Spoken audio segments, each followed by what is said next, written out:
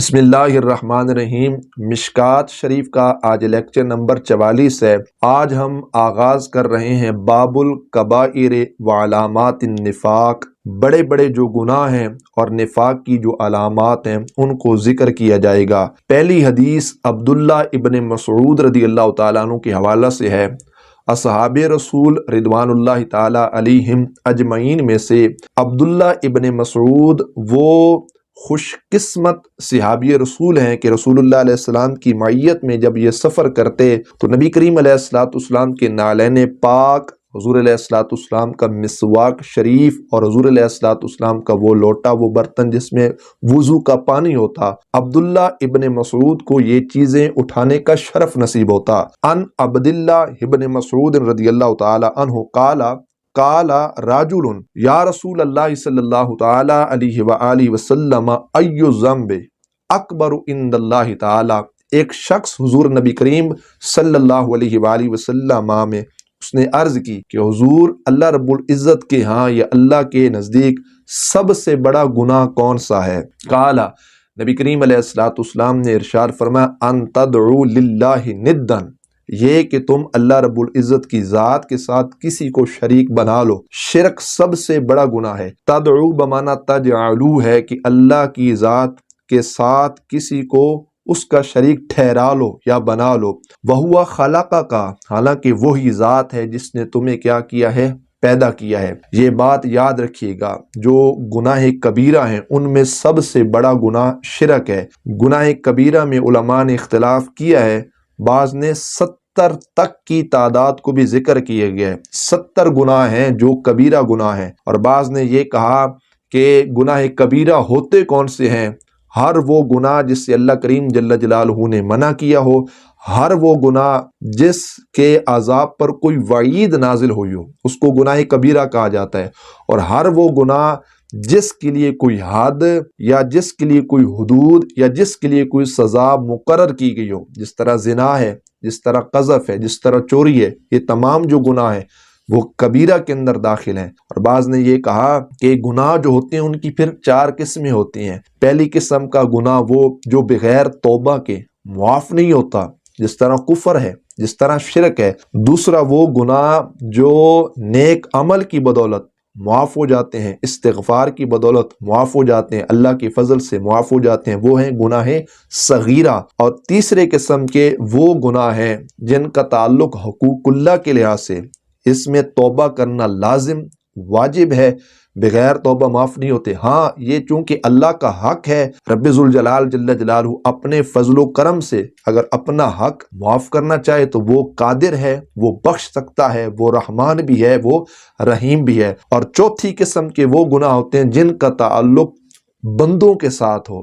اس میں ایک چیز یہ ہے کہ بندے جب تک معاف نہیں کریں گے اس وقت تک اللہ رب العزت جل جلالہ معاف نہیں کرے گا۔ اور بعض نے یہ کہا کہ ہاں اگر اللہ تبارک و تعالیٰ چاہے وہ فضل فرمائے تو اللہ رب العزت معاف بھی کر سکتا ہے۔ یا یہ ہے قیامت کے روز اگر ہم نے کسی پر ظلم کیا تو یہ ہوگا قیامت کے روز اس مظلوم کے جو گناہ ہوں گے وہ ہمیں دے دیے جائیں گے، ظالم کی جو نیکی ہوں گی وہ مظلوم کو دے دی جائیں گی۔ یا دنیا کے اندر جو اس کا حق ہم نے کھایا ہوگا، مارا ہوگا، اس حق کو واپس لوٹانا ہوگا۔ لیکن اللہ رب العزت اگر چاہے وہ قادر ہے بخشنے پہ آئے تو بندے کو بخش بھی سکتا ہے۔ تو بہرکیف یہ گناہوں میں سب سے بڑا گناہ اس کریم ذات میں، اس کریم کی ذات میں یا صفات میں کیا کر دینا؟ کسی کو شریک کر دینا۔ قال ثم ایون، پھر اس نے عرض کیا اس کے بعد بڑا گناہ کون سا ہے؟ قال ان تقتل ولدک خشیۃ ان یطعم معک، اللہ کے محبوب صلی اللہ علیہ وآلہ وسلم آپ نے ارشاد فرمایا اپنی اولاد کو اس ڈر سے مار دینا کہ وہ تمہارے ساتھ کیا کھائے؟ کھانا کھائے۔ یہ ہے شرک کے بعد سب سے بڑا گناہ۔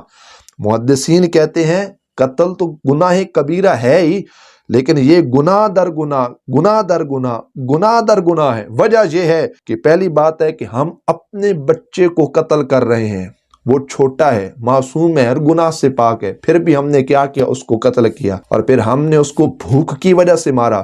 مطلب یہ کہ بندے کا پھر اعتقاد نہیں ہے کہ اللہ ہی رازق ہے، رزق دینے والا ہے، ہم نے کسی مخلوق کو رازق مانا ہے نا۔ اگر رب کی ذات کو ہم رازق مانتے، کبھی اپنے بچے کو بھوک کی وجہ سے ہم اس کو قتل نہ کرتے۔ قرآن نے تو پہلے کہہ دیا تھا لا تقتلوا اولادکم خشیۃ املاق، اپنے بچوں کو بھوک کے ڈر کی وجہ سے قتل مت کرو۔ اور پھر یہ بات ہے اپنے قرابت والوں پر ظلم کرنا، یہ گناہ در گناہ، گناہ در گناہ، گناہ در گناہ ہے۔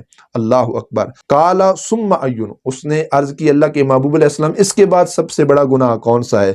کالا، نبی کریم صلی اللہ علیہ وآلہ وسلم آپ نے یہ بات ارشاد فرمائی ہے، ان تزانیہ حلیلتا جاری کا، یہ کہ تم اپنے پڑوسی کی بیوی کے ساتھ کیا کرو؟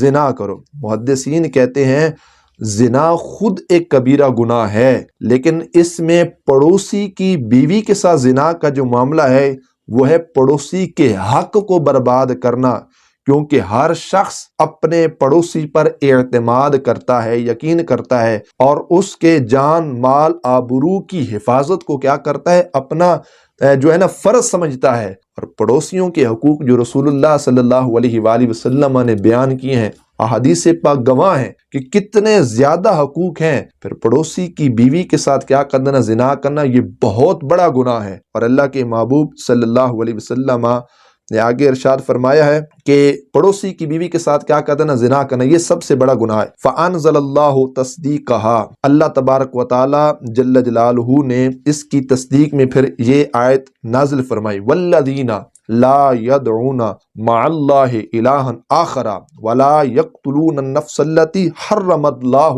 الا بالحق ولا يزنون۔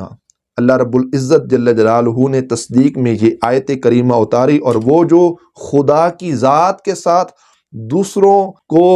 دوسرے معبود کو نہیں پوجتے اور نہ اس جان کو نہ حق قتل کریں جس سے اللہ تبارک و تعالی جل جلالہ نے حرام کیا، اور نہ ہی کیا کریں؟ زنا کریں۔ یہ متفق علیہ حدیث ہے، بخاری کے اندر بھی ہے، مسلم کے اندر بھی ہے۔ اللہ کریم ہم سب کو گناہ کبیرہ سے بھی محفوظ فرمائے، گناہ صغیرہ سے بھی اللہ تبارک تعالی ہمیں محفوظ فرمائے۔ حدیث پاک کا پیغام آگے پہنچانے کی اور حدیث پاک کے فیضان سے اللہ ہم سب کی سینوں کو مستفیض فرمائے۔ وآخر دعوانا الحمدللہ رب العالمین۔